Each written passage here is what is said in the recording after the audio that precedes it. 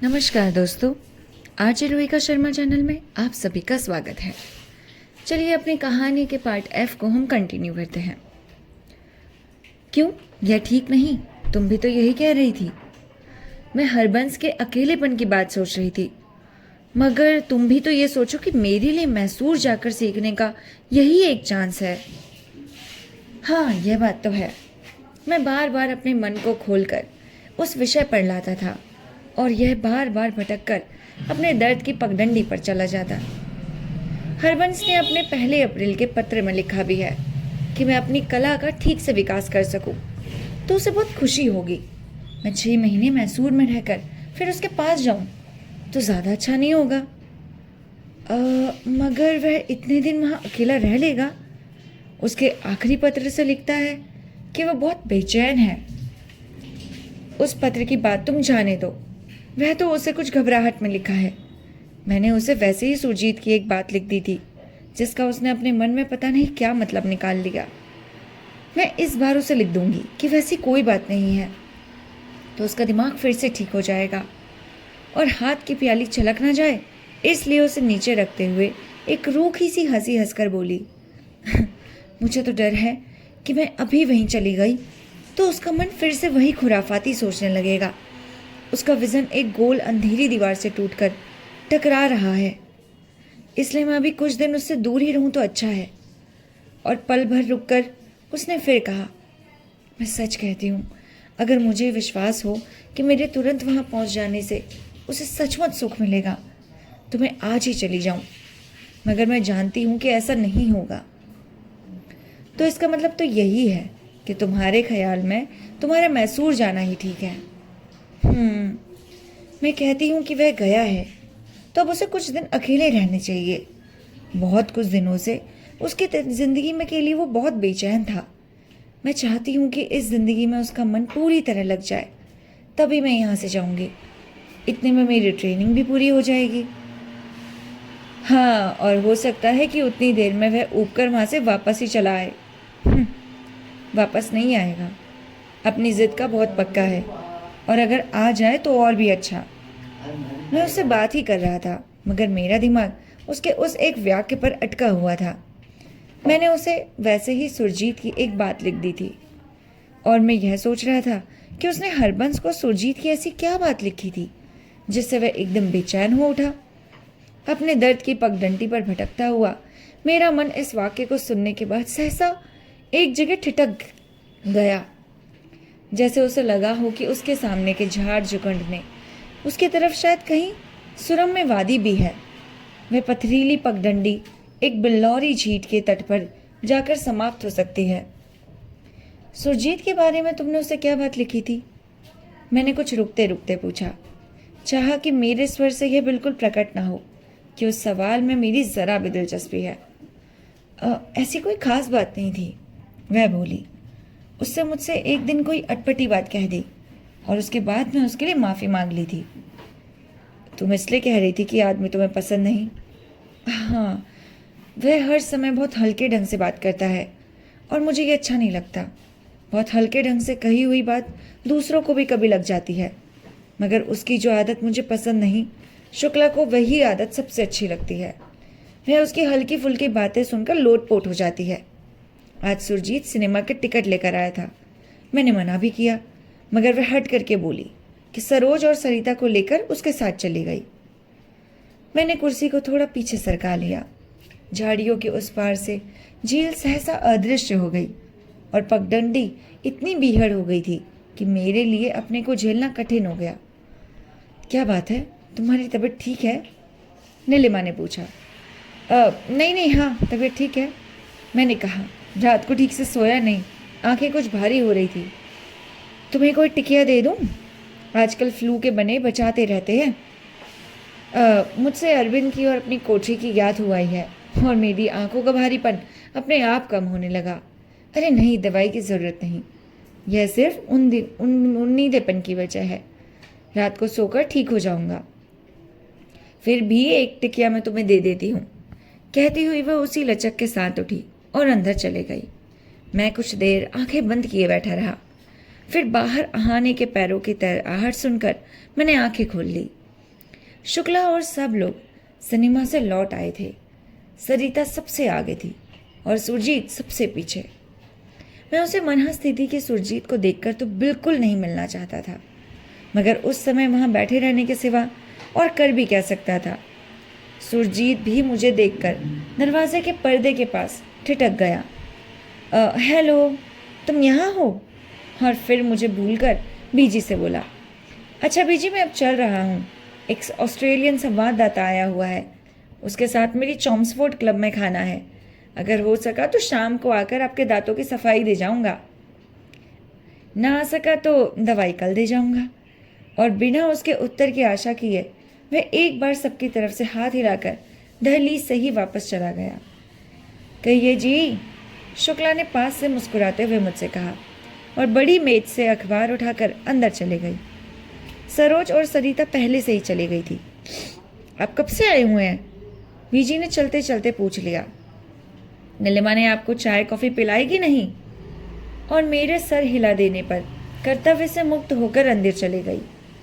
मैं जब अकेला रह गया तो मेरा मन हुआ कि मैं चुपचाप उठकर वहां से चले जाऊं, मगर तभी नीलिमा आ गई। यह रही तुम्हारे लिए दवाई की टिकिया, बीबी की रखी हुई थी, मुझे कुछ चीज़ें मिलती ही नहीं, अब सरोज ने आकर निकाल कर दी है। चाय की पाली में 2-2 घूंट बचे थे, उनके साथ मैंने टिकिया जल्दी से निगल ली और तुरंत ही वहां से चलने को खड़ा हुआ। तुम जा रहे हो? नीलिमा कुछ आश्चर्य के साथ बोली। हाँ, मुझे एक काम याद आया है, मैंने कहा। 1 बजे मुझे किसी के यहाँ पहुँचना है, तो अब मैं किसी के समय मिलेंगे तो तुम्हें अभी से बात करनी थी।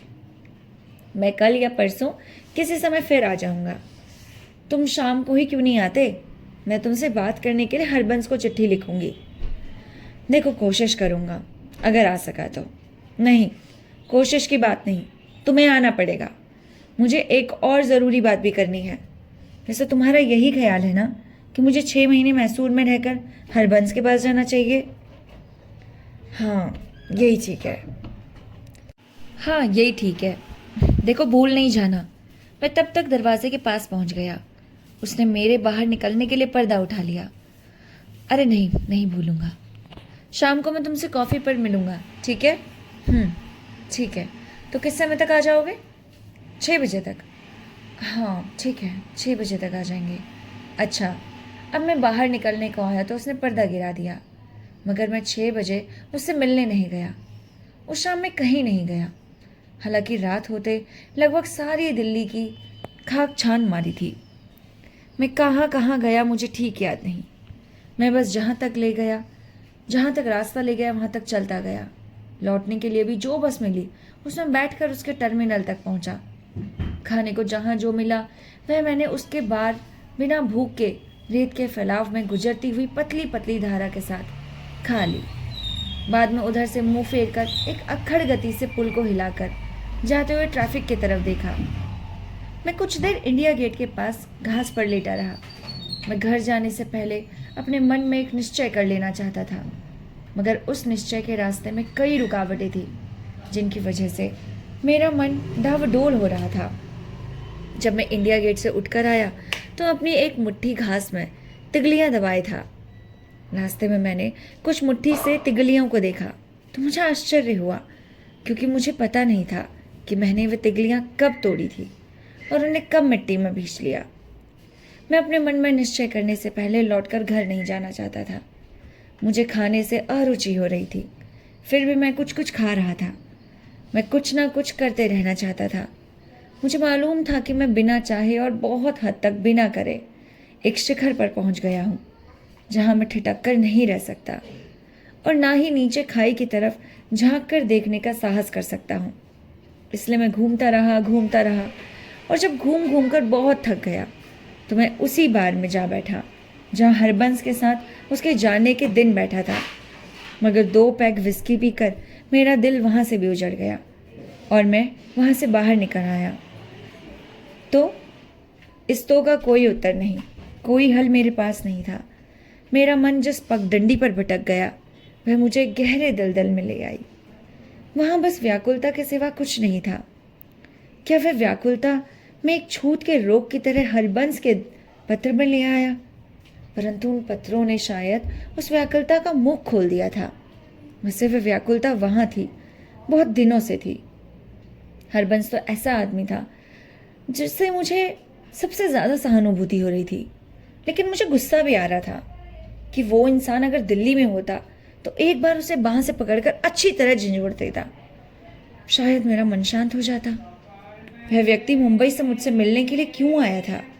मेरा उससे परिचय ना हुआ होता तो क्या वह मुझे इसी असमर्थता, इतनी हताशा की अनुभूति के साथ गुजरना पड़ता? मैंने जेब में हाथ डाला।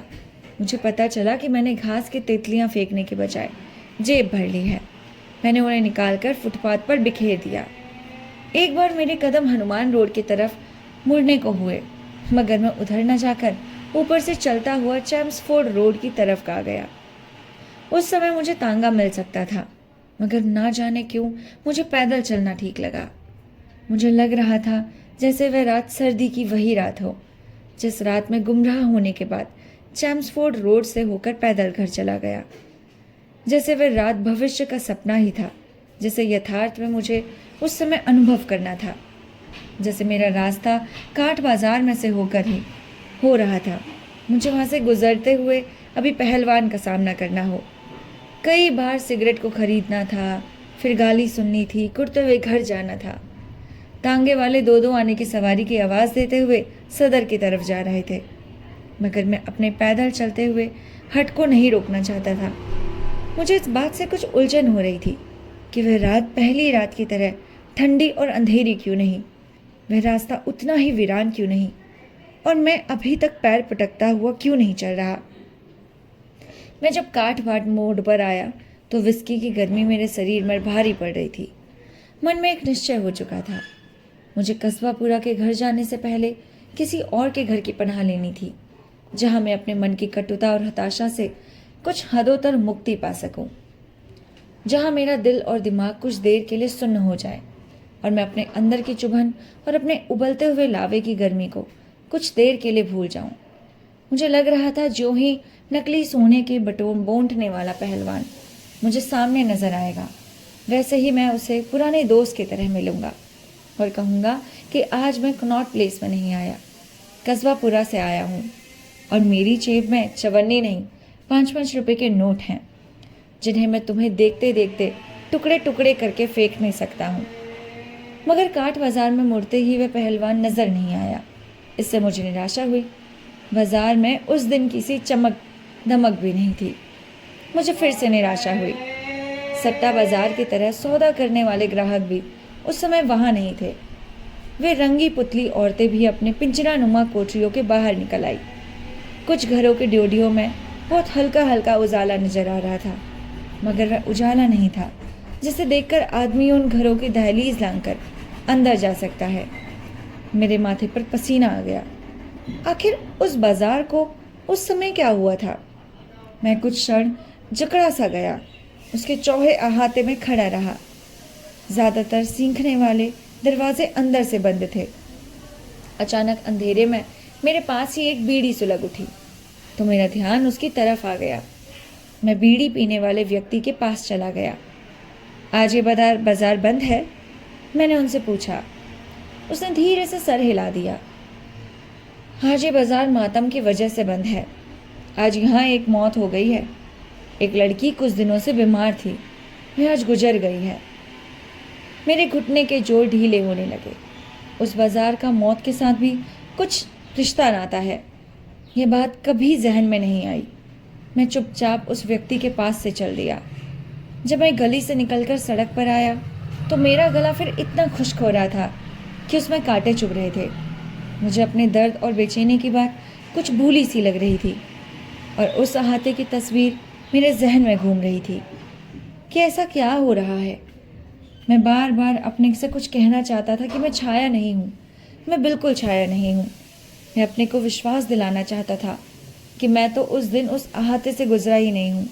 मैं तो वहाँ जीवन में एक बार, सिर्फ एक ही बार गया था, जब मेरा वहाँ का पहलवान से सामना हुआ। उसके बाद मैं यहाँ कभी नहीं गया, लेकिन मैं ये बात बोल ही नहीं पाया। इस कहानी के लास्ट पार्ट को हम नेक्स्ट डे अपलोड करेंगे। तब तक के लिए हमारे साथ जुड़े रहिए। हमारे चैनल को लाइक, शेयर और सब्सक्राइब करना बिल्कुल ना भूलिए। मिलते हैं आपसे नेक्स्ट कहानी के साथ।